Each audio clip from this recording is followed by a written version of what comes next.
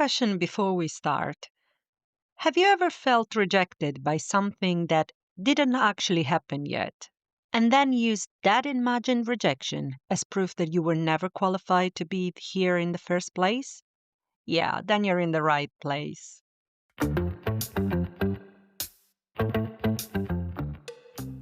You're listening to the Spacious Brain podcast, where real neurodivergent humans with real jobs and real daily chaos overshare with pride. Minus the glossy, my ADHD is my superpower nonsense. Hi, I'm Noemi, a scientist, a neurodiversity coach. Yes, someone who will absolutely derail into a story from when I was 12 because I'm ADHD and tangents are my love language.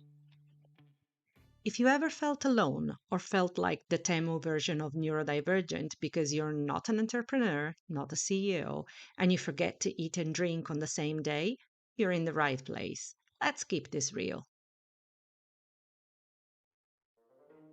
Today's episode sees Anna as our guest. Anna works as a marketing director, she's a mum of two, and will proudly share the good, the bad, and the funny of navigating life with ADHD. Let's get to know her better. Hello, Anna. Thank you so much for joining us today. I really appreciate you being here with us. Yeah, you just forced me to do it, but it's okay. Yes, I did. It was a strange way to convince me to do it, but yeah. So, for those who are listening, the first and very important question is, who is Anna? Your best friend. Definitely. But give us something more. Anna is someone who really likes clarity, kindness, and made spreadsheet probably. Ideally in this specific order. Anna is a mom of two, is a wife, is a friend, and is also someone that works in marketing. So Anna is someone that care about people and tend to overthink most of the things and is a problem solver, a work harder. Yeah, humble person. I like the description. I think it covers most of it. Not all of it, but we'll definitely get there. But let's now get to the meaty question. How did you discover you're neurodivergent? Oh, slowly, with a lot of red flags in the journey, but really slowly, and with a lot of many of, oh, that explain a lot. Oh, if it was this, that could explain a lot.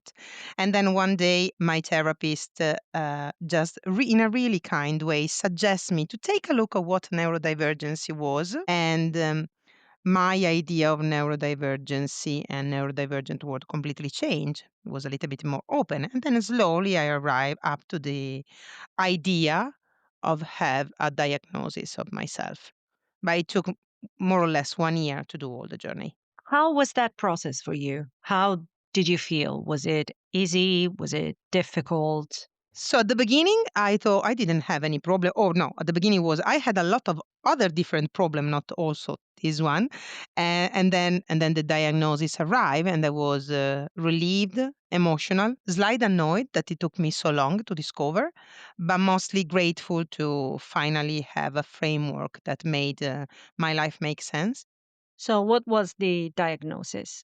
So I have ADHD, and I can recognize myself also with a slight OCD. And you're both inattentive and hyperactive, right? Of course, I am. Yes, Always the overachiever. yes. Did you disclose your diagnosis at work? Not immediately. At the time, I didn't have team around me that, in my opinion, was able to accept, understand, or even was interested in this. Then, at the beginning of this year, I changed team and I met what, in my mind, is a perfect manager, the perfect team, and it was quite a natural process. So, after a couple of months, I told my manager first, and then, in an absolutely fantastic and natural way, I spoke about the neurodivergency with my colleagues. And one day this summer, I start to wear the badge, the sunflower badge on my lanyard. This is really nice to hear. And It's something that I think a lot about, especially in the workplace. What will make people feel safe to disclose? What helped you feeling safe? My manager helped me to feel safe enough to speak about my neurodivergency, and she wasn't surprised at all. Helped me a lot the fact that she was open enough to tell me that also her son-in-law received the diagnosis quite late in his career, and so it was something that was not out of her mind, was something that was in her day by day, in her family, in us. And funny enough, when I start to wear the sunflower badge on my lanyard, one day one of my colleague asked me during my lunchtime and say, "Oh, Anna, I didn't know that you had a son that was neurodivergent," because she was assuming that I was the carer, not the one neurodivergent. And when I say to her, "Look, I don't have, oh, who knows, but I don't think that I have a son that is neurodivergent. I am the one neurodivergent." And she looked at me completely, yeah, she was in shock. And she say, "You?" I say, "This is the reason why it's called hidden disability. It's just is the word is hidden. Is well hidden in my case, but hidden, but not even well hidden in my case, but in my opinion. But okay." Why do you think that is not well hidden? How does an average day feel in your brain? Ah, okay. So let me open the 37th tabs in this moment of this project. Because again, probably I will be able to label this part of the conversation with my diamond machine with a specific label called conversation. So again, if I now recall every single the medicine called red flag is not even a red flag. It was quite um, quite loud, in my opinion, in my life. Reason why when I received the diagnosis was, oh, that explain a lot. So yeah, one day in my life is like have opened 37 different tabs, and the music is playing somewhere that I can find, and there was one important document that I swear probably I just had to open, and probably I need to do something in the kitchen too. So this is my, yeah, the normal day in my life. I do not have a superpower. I'm just neurodivergent. This is the point. Yeah, the entire reason for this podcast is to remove that narrative of having a superpower because, at the end of the day, it can make people feel very lonely, right? And the fact that sometimes you might even forget to eat or drink, forget what you were about to do. And then you hear people say, "Oh, but you have a superpower," right? The problem is that your day is really not 24 hours, feel like it's 48. And yes, you are able to achieve all your goal, but using all the energy that probably a normal person will be able to use in 1 week. And Yeah. then you arrive completely empty because in your mind, "Ah, okay, mission accomplished. So I was able to do everything." And of course, being absolutely unable to prioritize the task didn't help. Do you think that you masked in the past? And has that changed since your diagnosis? I didn't mask because I didn't know that I had to mask something, Mm. but I felt always lost somewhere and unable to cope exactly in the same way everyone else was able to. The possibility to do the same thing that everyone else was doing at the same time with the same time frame, it was impossible for me. I started 1 million of different things at the same time. And so when I have to then achieve the goal and arrive at the end of the day, I struggle to arrive at the end of the day with my list all ticked. Yeah, I found a lot of coping mechanism and to help me to survive to all of this. Well, like I live with lists and I label everything. I am writing things down, and even if I need to drink, is just remember to drink is drink is in my list. If I do not write it down, probably something that I will forget because something else will come up.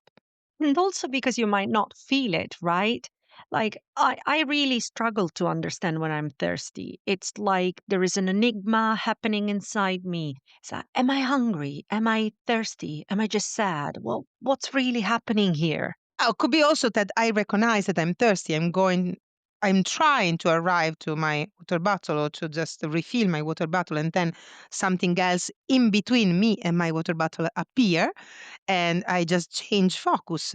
And then in the journey, I will change focus again. So if now I'm thinking, oh, now I'm thinking that I'm really thirsty, but probably before arriving to my water bottle, I will find my candle. So I will lit the candle up, and then, oh, you know what? Probably the washing machine is something that I need to take care of. And then after the washing machine, what do I need to prepare for dinner? Did I do the grocery at the end? Oh, I didn't. Oh, so probably I will take my phone, but taking my phone, probably I will call my best friend. And then, can you see? I didn't drink. Then the thought is gone.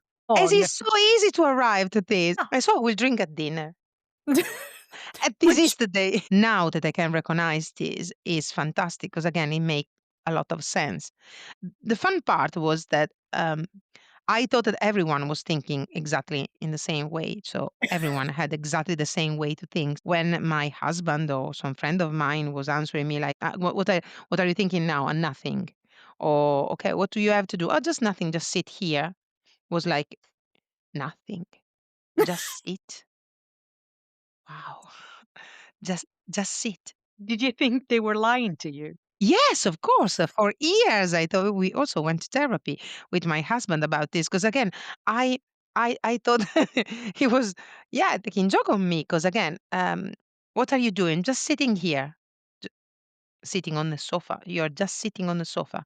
So you're not thinking anything. You're not making the grocery list. You're not thinking about the Christmas present or where we are going on the next holiday. Or you're not messaging your friend at the same time listening some music and deciding what do you want to watch this evening. You're literally just sitting on the sofa.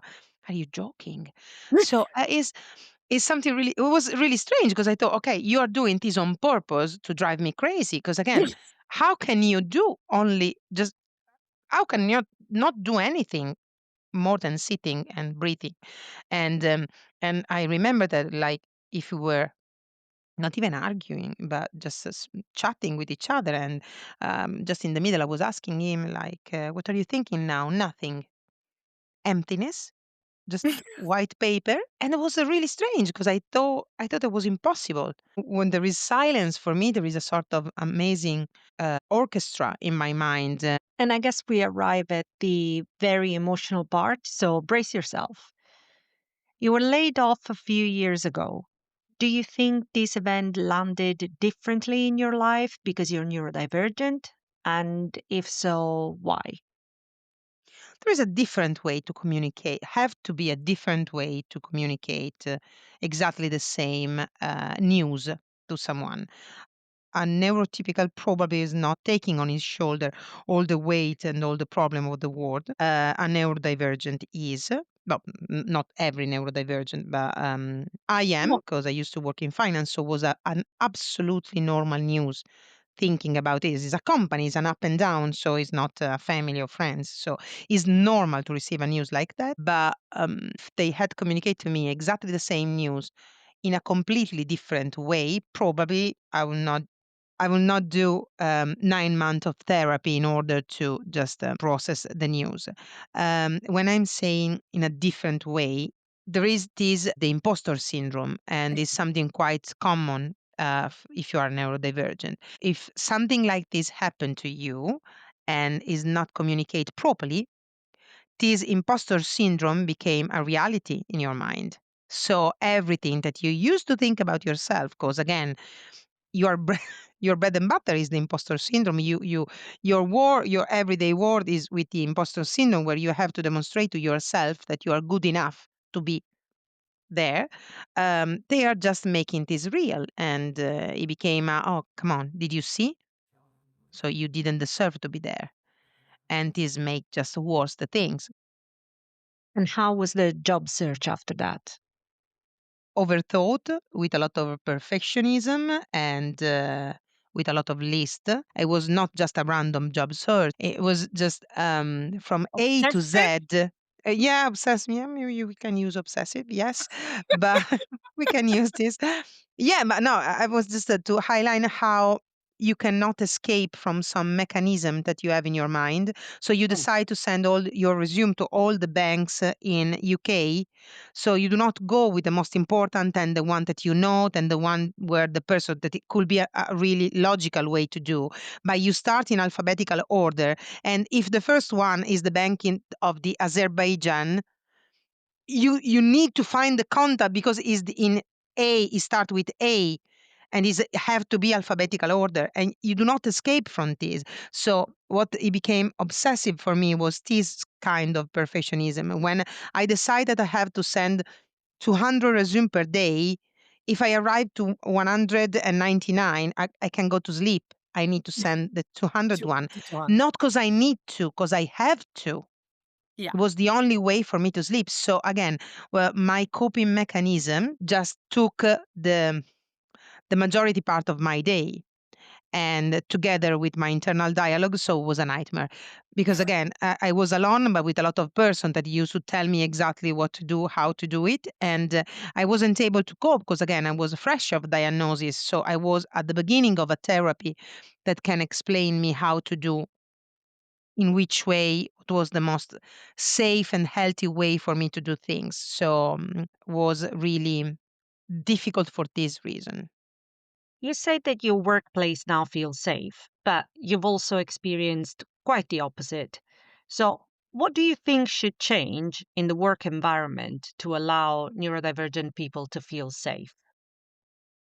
Give to the manager the possibility to understand what will be the best step to take with a neurodivergent person in their team could be a first a very important step. What I think was missing in the picture was the training. You can have an emotional intelligence, but you cannot be trained to use the instrument that you could have without knowing that you have them. I had people in my team, and no one trained me on how to manage them properly. So when they had a mental problem, what can I do? So we are still stuck in the process in which the mental problem is the anxiety or the depression. But mental problem can be a very big rainbow of different things. What are some traits or aspect of you being neurodivergent that you struggle with the most in your day-to-day life? Again, I'm not very good to prioritize things. Not only if I've got a list of tasks, also if I've got a list of decision to take. I think that at the moment the imposter syndrome is because of my past, because of my journey, was the most important one in my mind. I discovered that I've got only the possibility to see the white and the black, nothing in between. Everything that is outside this big two area in my mind is not right, and I'm struggling sometimes to understand why people act or say something that is outside these two big blocks.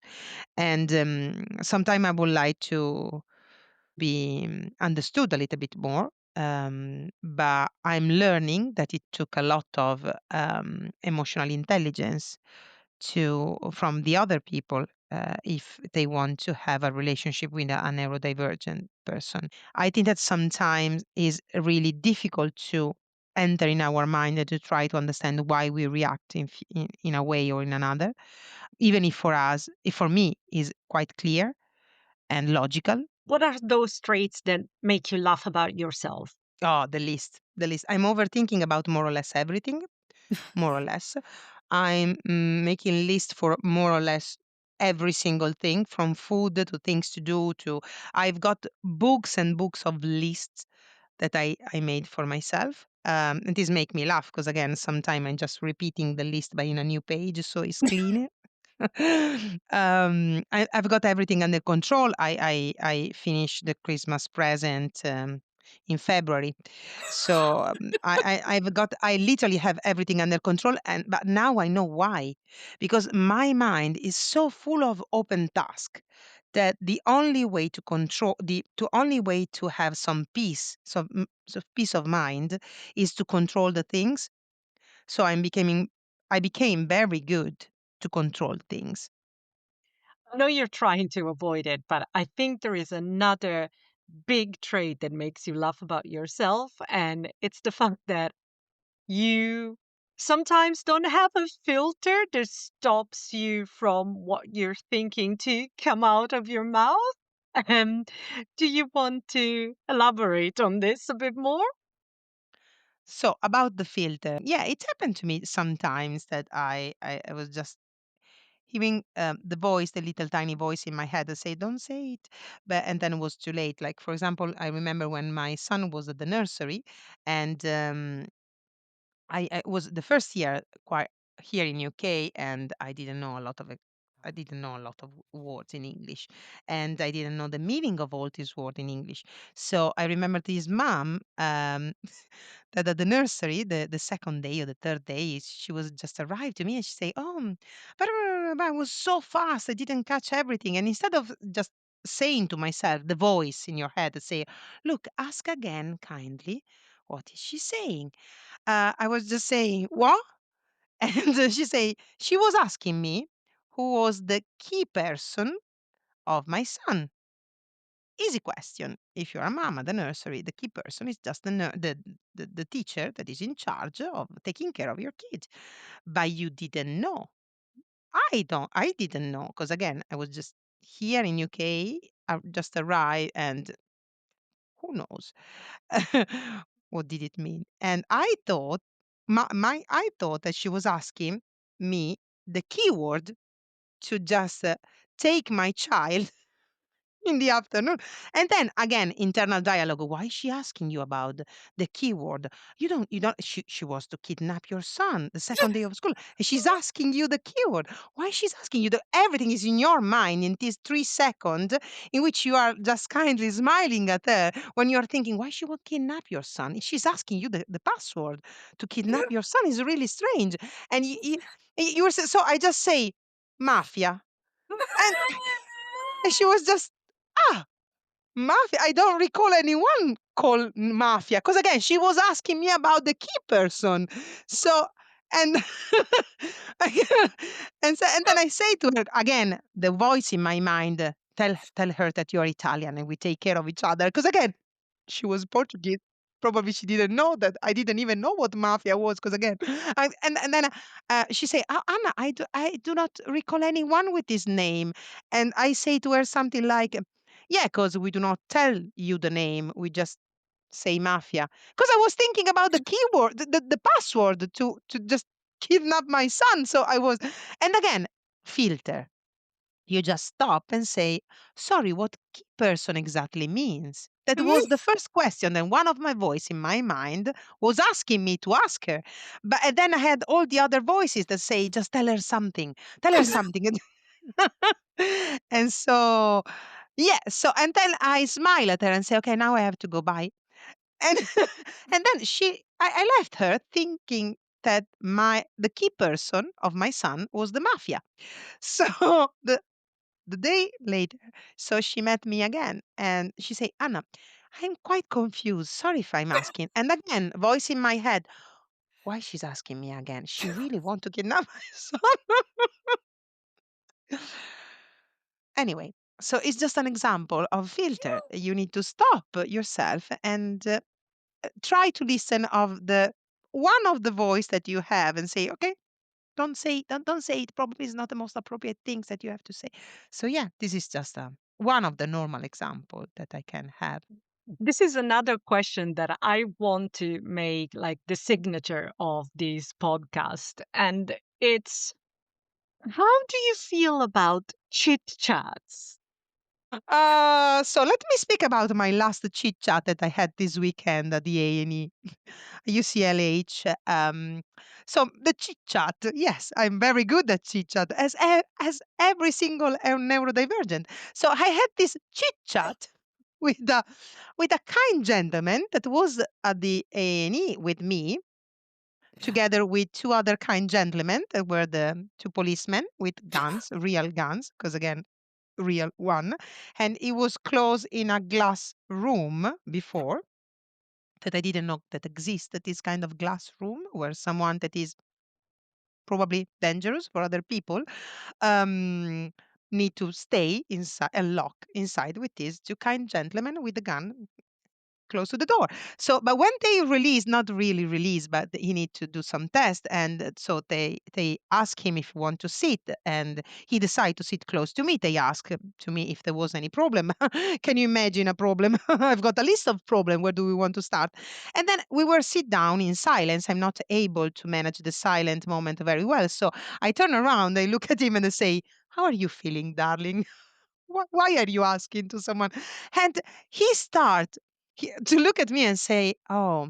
So I have to add that I have some codeine in my system at that moment and some morphine. So it didn't help with the filter things. Because again, if I do not have any filter without morphine, can you imagine with the morphine? It's just so I ask him, "How do you feel?" And he look at me and say, "Oh, it's a very deep question for me." So funny enough, he wasn't sitting properly on the chair. It was like a bird without shoes, just in the is like was like a parrot in the chair. Anyway, so but it was really really kind, and the gentleman with the guns continued to ask me every 2 minutes, "Are you happy to speak with this gentleman?" I say, "Yes, why not?" Because again, it was the morphine, and and then he looked at me and say, "Look, I'm here, but it's a big misunderstanding." Easy. So he said to me that he bought on Amazon this big knife, and when they stop him for drugs, they discovered together with the cocaine and the heroin also the knife. And can you see the big misunderstanding? Because I was reading on Amazon that there was legal the knife, and again, in that moment, you are not even. Is it chit chat? This for you? For me, yes. But for other person, probably not. So, and I remember these two kind gentlemen that continue to say to me, "Are you okay to speak with him?" Yes, because again, why not? It's a big misunderstanding. So, ask me again about the chit chat. What do you want to know? The problem is that I'm not keen of the surface is not enough for me. So if you say to me that you are not happy, I need to understand why I solved the problem for you. So I wasn't able with this kind of gentleman. I'm not really, really good at this. Does it make you uncomfortable? No, the problem is sometimes I make the other person uncomfortable. Because again, sometimes yeah, sometimes you do not realize, again, filter, you do not realize that you're asking questions that are you don't come on, read the room. Yeah, the read the room is impossible for me because I'm reading what I want to read, not the room. Yeah, I'm laughing now on this because again, it became a weekly part of my life. When things get out of control, what helps you to regulate? Mm. So I'm not very good at try to re-regulate because the routine change and I need to reinvent the way to regulate this. I'm not very good at this. So one of the thing, for example, one of the things that speaking with my manager, I specifically ask her to do is to give me deadline. I say, look, I know that you know that I can do this job. The only thing that is missing for me is a specific deadline. Tell me that you need this by Friday, by January, or by the end of next year. And is the only way for me to help me to make a list of job to do in a different way. Every single thing that you will add from now up to the end of the week will be exactly the same priority, and I will try to finish by the end of the week. So, but is a way to, because again, also the feeling of time is different for us. And 5 minutes, what you can do in 5 minutes, a lot of different things. So, because 5 minutes is a lot of time in my mind. So, it can be that you are waiting for the taxi to go on holiday, and you think, oh, why don't I start to make the sauce for when we will be back? Because we have 5 minutes, I can do it. And in my mind, I can do it. We know that this exists. I know that this exists. I know that I need to work on these things. Every time it's happened and I'm thinking, okay, I can do it, the second thought has to be, do you? Really? You're really able to do it. So, on how many things did you put in these 5 minutes? So, again, but it's a journey. How were you as a child? Hmm. I had all these red flags around me and just no one noticed them. I was but one of the sentence that helped me to stay in therapy for 20 years was a sentence that my dad said to me when I was my child age, and he say, "Oh, you are just a Ferrari that is working like 500 Fiat car." And again, is the perfect example that you have a neurodivergent child and you are not understanding him or her. Is because she's struggling to do the things in this specific way. Specific subjects are really difficult for her mind. She's trying to find a way to communicate to you. You're not listening. And so she's trying all by herself to find a way to be good enough for your standard. And how was school for you? School was very good because I was very good, especially when I had the time to do school in my way. So during the university, it was really easy because I pick a subject. It was really easy for me to do it. But during school, I was good, but it wasn't easy for me because in order to achieve exactly the same goal that my friend achieved, I had to work twice harder than them or Mm. to spend twice the time that they used to spend. And because I was ashamed of myself, I used to do this during the night, even in secondary school. So I study up to 5 o'clock, then I went out because I need to be the soul of the party. And so I had to have a lot of relationship and friends. And then at 8 o'clock, I went back home, dinner, shower, and then when for everyone else was the rest time, for me start the second part of my study time because I wasn't able to understand everything during the afternoon. I need more time to digest. I need a different learning way. So I found my way to study. You know why I was really good? Because every time I need to study something, I start from page one. How was school? Very good, because again, I knew everything. But why I knew everything? Because up to the end of the year, probably I read the every single book 5 million of time when every single other person used to read a book just one or to study only the page that he need to study. How were your relationships growing up? So a lot of friends, difficult relationship with my parents. I always felt not well understood by them. And then also the relationship were really good because I used to put a lot of effort. So if I think about all my relationship were all of them more or less 60-40 or 70-30, where I was the one that used to put a lot of energy and effort on them in them. Did you feel like you belonged, or did you feel like you still had to find your own place? No, I always felt that I need to find my place, but because I was the only one, I tried to hide this and thought that probably it was just my way to feel about something or about someone. Um, if I received the diagnosis earlier, probably I would just had a completely different relationship in my life. Do you think your life would have been different with an early diagnosis? Yes, yeah. Yes, yeah. But how? But I was ashamed more or less of everything because I felt that I was the only one feeling something. And then when the anxiety and the panic attack enter and hug my life was just the worst nightmare because again I wasn't able to communicate this properly. I was feeling ashamed and I felt on the other side I felt a very very big and structured wall. For those that are listening and either early diagnosed or late diagnosed, what what piece of advice would you give them? Can I quote my therapist? Okay.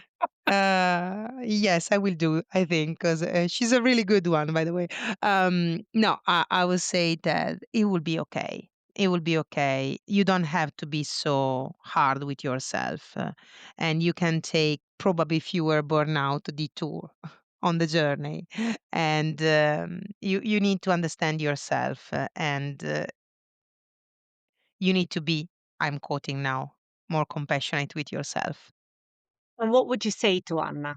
To Anna, I will say, you know what? It's okay. You will change a lot of things. You will waive a few relationships that probably weren't good enough for you.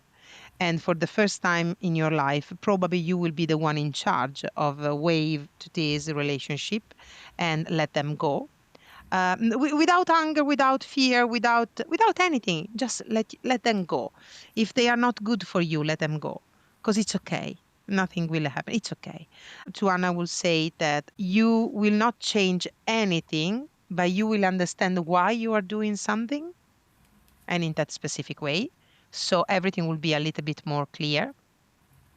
And then, but probably for the people that will receive a late diagnosis, or they are in the process of receive a diagnosis, or they are thinking to start this journey, there are a lot of way out. In any case, you will find persons on the other part that will understand you.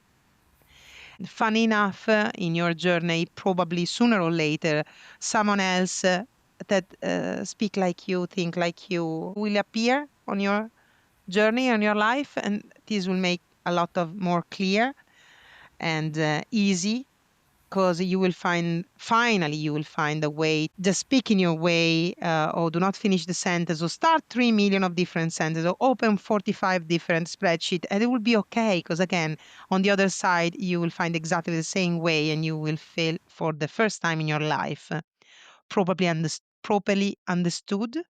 Mhm. And it's a very good feeling. Do not hide this. It's nothing to hide. It is what it is. So you are done in this way, and it's beautiful. Do you feel that you belong now, that you finally found your tribe? Yes, yeah, absolutely, absolutely. And for the first time in my life, I've got something different. I'm thinking about the anxiety, the deep dark thought that sometimes you could have, or whatever, that if let you feel ashamed of yourself. Mm. Okay, with this, for the first time in my life, I didn't feel any of this. I didn't feel. I wasn't ashamed of myself. I just accept and understood for the first time something about myself. But I wasn't ashamed, and this is fantastic because again, if you spend all your life feeling ashamed of something, when someone tell you that you are neurodivergent and you are not feeling any shame or any guilt or any, is amazing. How is it being a mother of two children, one of which is almost a teenager now, the other one is 5? Like, what are your challenges? What are the things that you're trying to do? Um, let's say that with the diagnosis, you are more keen to check the signal that you receive from them. So you are checking more, asking more, and questioning more. Because again, you want to understand them. You do not want just to live with them. But most important, I'm speaking with my children. I'm telling them what happened. I'm telling them about the diagnosis. I'm telling them about the neurodivergency. I'm telling them about the sunflower badge, or what happened if you need to go to therapy. I'm speaking with them. I'm trying to reveal to them every single thing that was considered a taboo when I had their age. So there was no possibility to speak about therapy, anxiety, or just feeling down, or had a deep, terrible feeling or thought. Because again, you are not mad, so you do not do this. You don't think in this way. You are not, you are like the other. You are better than the other. So again, I want to go far and out from this kind of journey. And how is it for you to be the only neurodivergent in the household? How do you all cope together? We are learning. So we are learning a different way communicate. So like my husband now understand that I've got a different interpretation of time, and I'm trying to understand that he has got a different interpretation of the word nothing in his mind, in what he's doing. And we still have a lot of disagreement, but I think that is part of the journey. But we are learning together how to just move on from them and learn something new. And we have, I have to say that from the diagnosis, we have a completely different way to communicate. I just need to remind myself that, yeah, the filter in this specific case is important. So I don't have to say immediately what I'm thinking. I just double think of what I would like to say. And then, because again, you can create a lot of trouble in this, especially with the kids. So I just, yeah, be focused on this. Anna, thank you so much for your time with us. And thank you for sharing your inner chaos. And yeah, thank you for your time.